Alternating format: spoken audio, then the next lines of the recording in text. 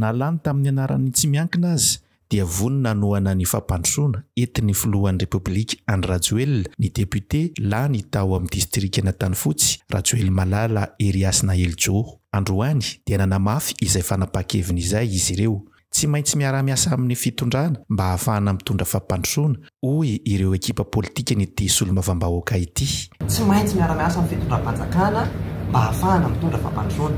Ka raha ho anay manokana dia madio ny eritreritra raha ao distrikina Tanyfotsy tsy mpamita-bahoaka izahay fa ny anay politika mpampandrosoana dia nametraka izay hoe io aloha ny fanjakana mijoro dia mila miara-miasa amin'ny fitondram-panjakana raha te hitondra fampandrosoana. Distrikina Tanyfotsy zany commune 4 ary tsy mitovy amin'ny eto amin'ny arrondissement Antananarivo hoe quartier zao fa commune 4 no ataoko hoe iandrasan'ny vahoaka fampandrosoana.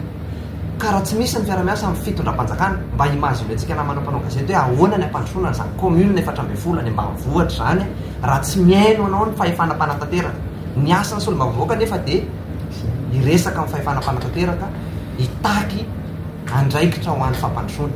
Ka tsotra be ny amaliko azy raha ho an'ny distrikina Tanyfotsy manokana hoe tany am-boalohany izay dia efa nametraka an'izay nanao antsoafy tamin'ny filohan'ny Repoblika saingy tsy nahazo an'ilay couleur moa dia mazava ho azy mirotsaka amin'ny alalany indépendant ary nandritra ny fampelezan-kevitra izahay dia niteny tamin'ny vahoaka mihitsiny hoe marina fa malalaka tsisy teritery no mirotsaka amin'ny anarany tena manokana na indépendant na tsy miankina noho ny hoe tsy gejainy discipline de parti.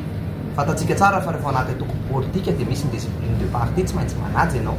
Efa tany am-boalohany no nisafidy ny hiaradia amin'ny filoha Andry Rajoelina izy ireo araka ny fanazavany hatrany.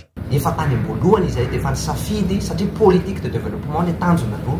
Politika politisianina neo dia araka ilay nambarako teo hoe akafahefany dia ao anatin'ny politika mbola akafahefany ianao zany manao enjeu politika sy ny sisa.